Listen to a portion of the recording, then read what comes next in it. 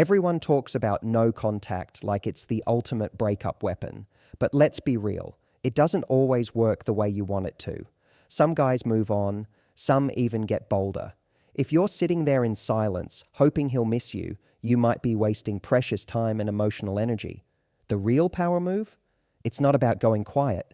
It's about changing the game entirely. When people hear no contact, they often think it's the most powerful move they can make after a breakup. The logic seems simple. Disappear, and they'll miss you. Pull back, and they'll chase. But here's the hard truth. Silence without transformation is just absence. It's not mysterious, it's not powerful, it's not magnetic. It's just you, not there. And when someone's ego is hurt or they've already emotionally detached, your silence doesn't echo. It vanishes. Think about it. If you were in a relationship where things got stale, where he felt he had the upper hand, or even where he was just distracted and distant, what makes you think your quiet retreat is suddenly going to pull at his heartstrings? See, silence without a shift in your energy, without a visible evolution of who you are, doesn't create intrigue. It creates space for him to justify the breakup.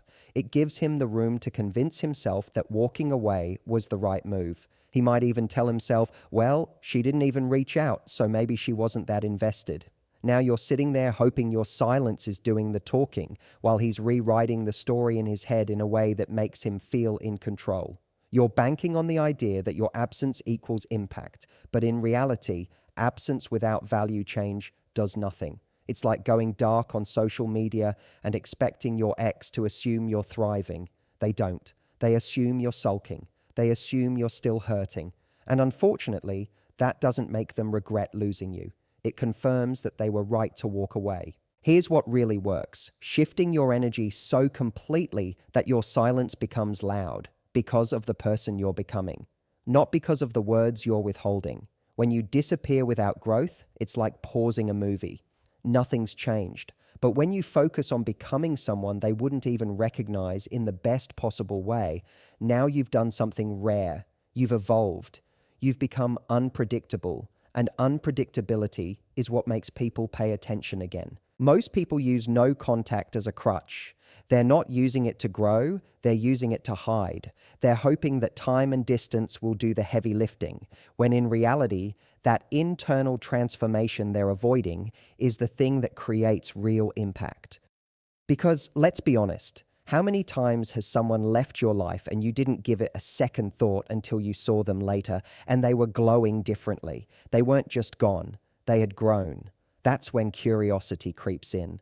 That's when you start to wonder what happened, why they seem different, and whether you were wrong about them. And the painful twist for him, he doesn't get access anymore. Silence by itself doesn't create that moment. It's who you become in the silence that does. That's why no contact in the traditional sense is incomplete. It's like having a megaphone with no message. Yes, it can create space. Yes, it can prevent you from making emotional mistakes, but it doesn't shift the power dynamic unless you do the inner work. And not the performative kind of growth where you post selfies and hope he watches your stories. I'm talking about the deep kind. The kind where your mindset evolves, your energy matures, and your life starts reflecting a version of you that he never took the time to understand. Here's the part most people don't want to admit. The reason no contact doesn't work for them is because they're still mentally in the relationship. They're physically quiet, but emotionally they're screaming, checking their phones, watching his stories, hoping for breadcrumbs. There's no power in that. It's a silent waiting room, not a transformation. When you truly shift, when you no longer look back with longing but forward with clarity, that's when silence becomes powerful, because now it's backed by substance. He senses that he doesn't have the same space in your life anymore, not because you're punishing him with silence, but because you're genuinely moving on. That difference is what hits him. And here's what else happens. He can feel when your absence is filled with life. Not just a new job or a gym routine, but a complete reorientation of your self-worth. You're no longer orbiting his validation. You're standing in your own identity, and that makes your absence feel unfamiliar. Suddenly, the person who once needed him isn't even reachable in the same emotional way. He can try to reach out, but you're no longer standing where he left you. That's what breaks him.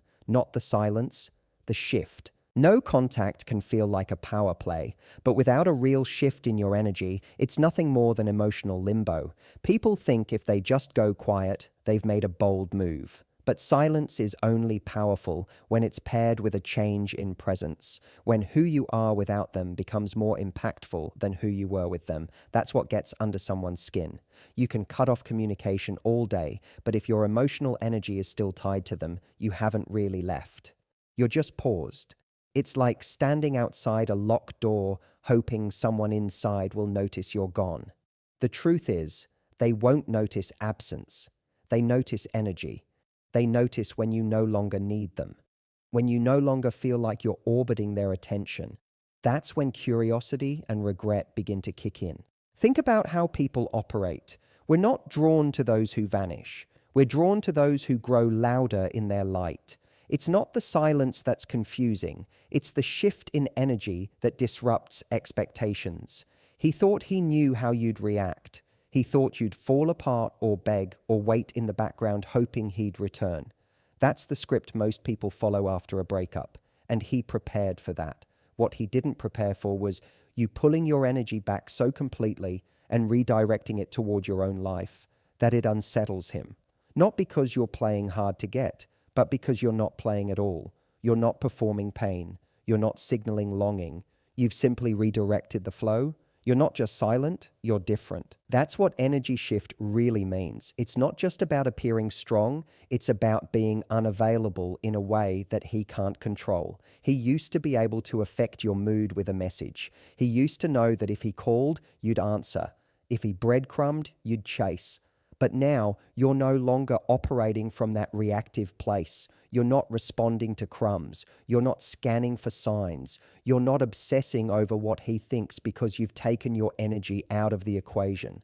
And that void is louder than any silence.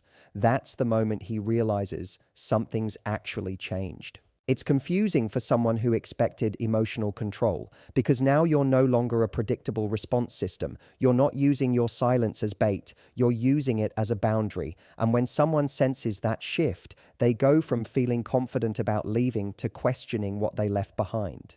Because the version of you they were comfortable with, the one who gave access, attention, reaction, is gone. And this new version, she's not trying to make them miss her. She's not in the business of being missed. She's building something better.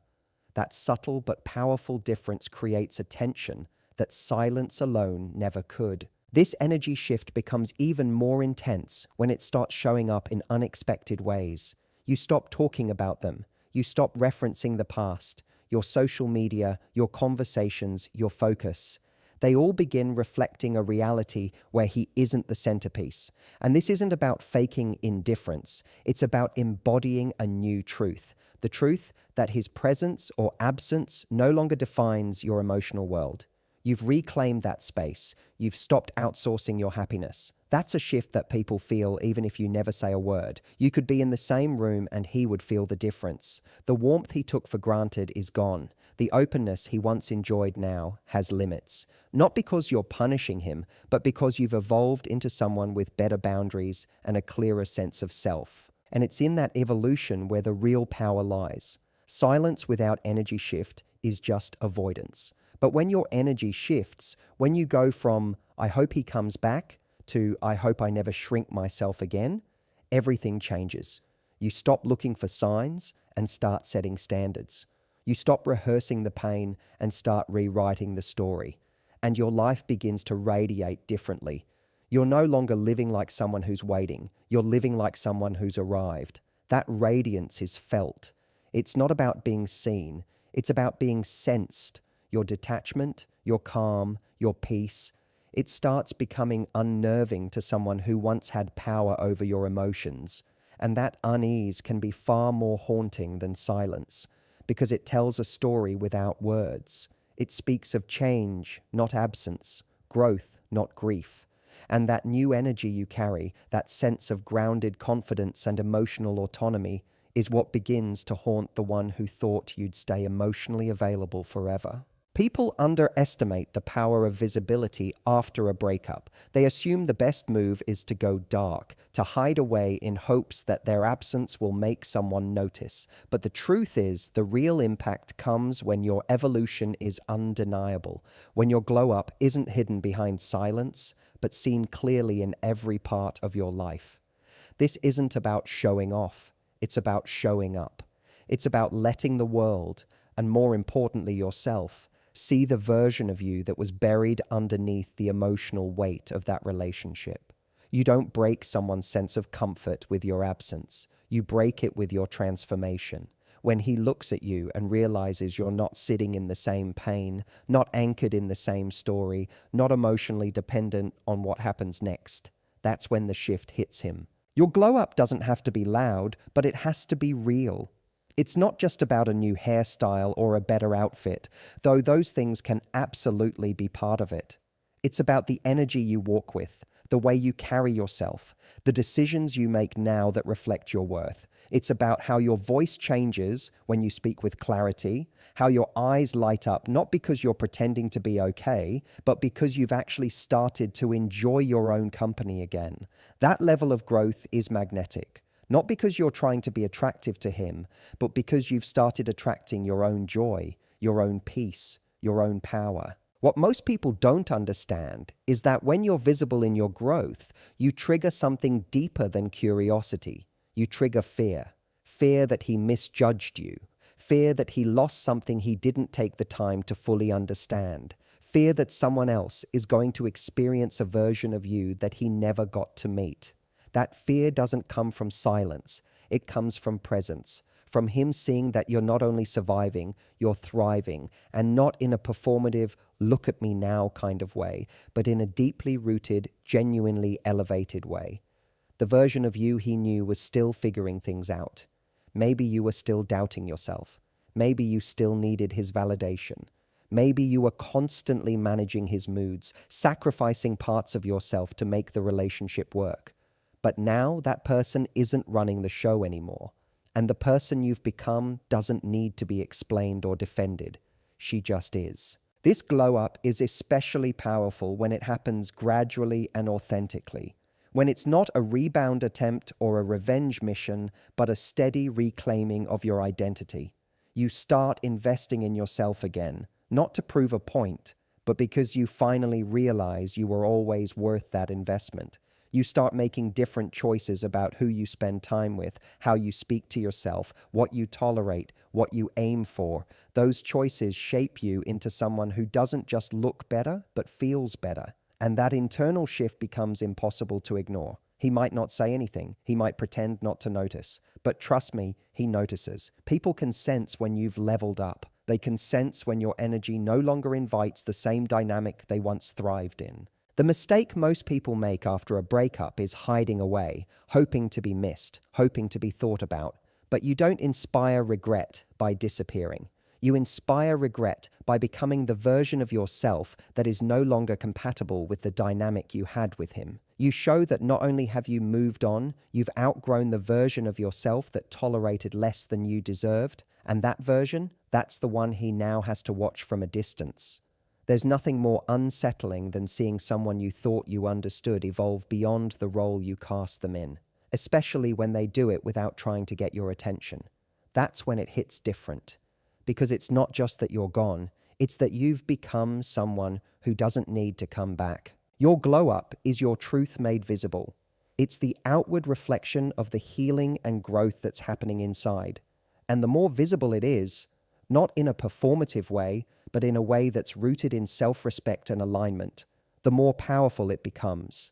You start drawing new opportunities, new people, new energy, not because you're chasing them, but because you've become someone who naturally attracts better. And when he sees that, when he realizes you're not sitting around, not silently suffering, but stepping fully into your life with clarity and strength, it changes the entire story. Because now, he's not just losing access to you, he's losing access to a future you that he never even got close to meeting. There's something far more powerful than silence after a breakup, and that's emotional detachment. Most people think going no contact is the most effective move. They think if they cut communication, the silence will drive him crazy. But silence still carries energy. And if the energy behind that silence is full of longing, pain, or hidden expectation, it leaks through in every subtle way. It shows up when you're constantly checking your phone, hoping he reaches out, when you're obsessing over whether he watched your story, when you're still replaying conversations in your head and attaching meaning to every little thing. That's not detachment. That's just restrained attachment. And it still gives away your power, even if you never say a word. True emotional detachment is when you no longer feel pulled to seek validation from the person who hurt you. It's when you no longer need to be seen, heard, or understood by them in order to feel complete. It's not about being cold or indifferent. It's about being free. Free from the emotional roller coaster that once dictated how you felt about yourself. Free from needing to know what he's thinking, who he's with, or whether he regrets losing you. Detachment is the quiet confidence that says, I no longer need anything from you to be okay. And that energy is heavy. It lands because it tells him that whatever power he thought he had over your emotions is gone. That emotional grip, that control, that reassurance he got from knowing he could always affect you is no longer available to him. This is what truly gets to someone. When you were still emotionally hooked, even if you weren't speaking, he could feel it. He could feel the access. He could sense that if he wanted to step back in, even for a moment, you'd be there. That availability was like a comfort to him, whether he admitted it or not. But when emotional detachment sets in, the ground shifts. Suddenly, he's not sure what version of you he'd be speaking to anymore. Would you even care? Would you still respond the same way? Would you even open the door? That uncertainty, that unknown, is what makes emotional detachment far more disruptive than silence ever could be. And what most people miss is that emotional detachment doesn't require a performance. You don't have to act indifferent. You don't have to fake being over it. In fact, when you're still trying to appear like you don't care, that's often a sign that you still do. Detachment is deeper than that. It's internal. It's the shift that happens when you stop making your healing about them, when you stop using them as the measure of your progress. It's when your focus moves completely away from proving anything and lands fully in your own reality, your own growth, your own peace. You're not pretending not to miss them. You're simply no longer available to be pulled back into the emotional pattern that kept you stuck. This emotional distance is what confuses him the most. He was prepared for anger. He was prepared for sadness. He might have even been prepared for you to disappear for a while. But what he wasn't prepared for was being met with neutrality, with calm, with peace. That kind of response is unsettling because it removes the dynamic he once relied on.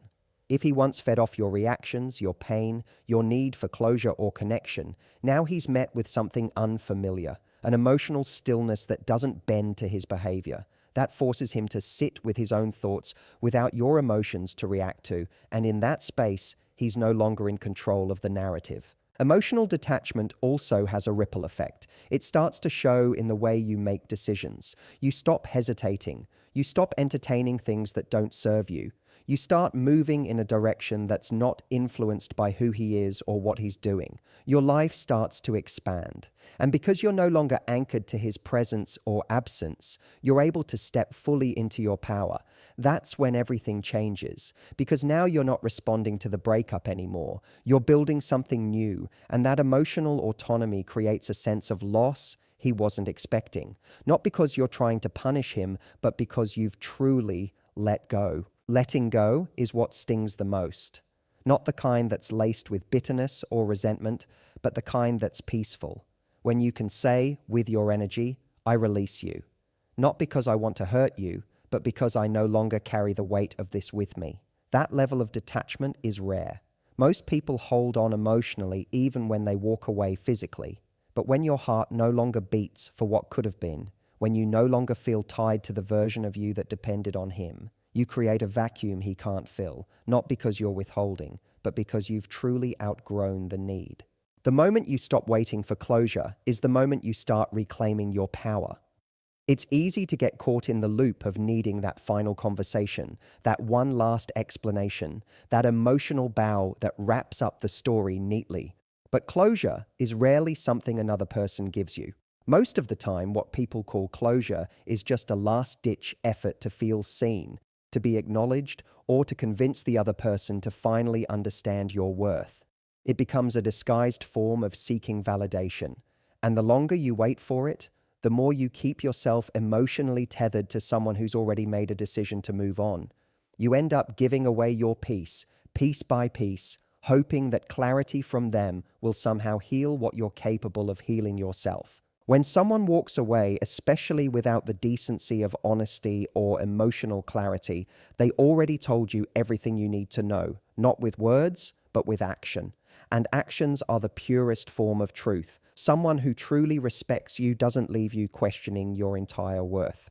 Someone who values you doesn't create confusion, doesn't disappear when it gets inconvenient, doesn't give you breadcrumbs and call it love. So when you're sitting there waiting for them to return with answers, what you're really doing is avoiding the deeper work of validating yourself. You're hoping their words will fill the gap inside you that only self-respect and emotional alignment can fill. And that's why closure, in its most transformative form, isn't a conversation. It's a decision to stop letting someone else's inability to show up define how you move forward. This decision becomes the foundation of your healing. When you stop asking why and start focusing on what now, you move into a different energy entirely. You no longer approach the breakup as something that needs to be fixed. You approach it as something that shaped you. You begin to realize that the real gift isn't in getting answers. It's in growing past the need for them. Because let's be honest, even if you got every answer you wanted, it wouldn't change what happened. It wouldn't undo the pain, it wouldn't rewrite the neglect, and it wouldn't restore the self-worth that was damaged in the process. That's work only you can do. And when you start doing it, when you begin to validate your own experience and emotions without waiting for someone else's confirmation, you begin to rise. The irony is, the minute you stop chasing closure is often when they feel it the most. Not because you went silent, but because you stopped reaching for them emotionally. You no longer need the conversation, the apology, the understanding. That shift in energy is undeniable. He can feel that you're no longer emotionally available to relive the past. You're not holding on to the same narrative anymore. You're not trying to reopen a door that leads to the same pain. You've rewritten the story for yourself, and that new story doesn't include waiting for someone who didn't know how to hold your heart in the first place. That absence of emotional pursuit speaks louder than any message you could send. And this doesn't come from a place of bitterness. It comes from growth, from realizing that your peace is far more valuable than their clarity, from seeing that the strength it takes to close your own chapter is the same strength that will carry you into a much better one. You stop fighting to be understood and start focusing on understanding yourself, your patterns, your boundaries, your voice, and in doing so, you become someone who no longer needs someone else's permission to let go. That self-validation is what liberates you. It's what allows you to stop checking for their name, stop replaying old memories, stop living in the ghost of a relationship that no longer exists. What he eventually feels is not your silence, it's your resolve, your ability to move on without a grand finale, your refusal to keep the emotional thread alive. He expected you to need something from him. One more talk, one more answer, one more explanation, but you didn't. And that unexpected release creates a disconnect he wasn't ready for, because closure, when it's truly owned, closes more than just a chapter. It closes access, not out of punishment, but out of peace. And that peace, that steady, grounded energy that no longer reaches back, becomes the final message. Not the one spoken, but the one felt. The kind that leaves an imprint far deeper than any conversation ever could.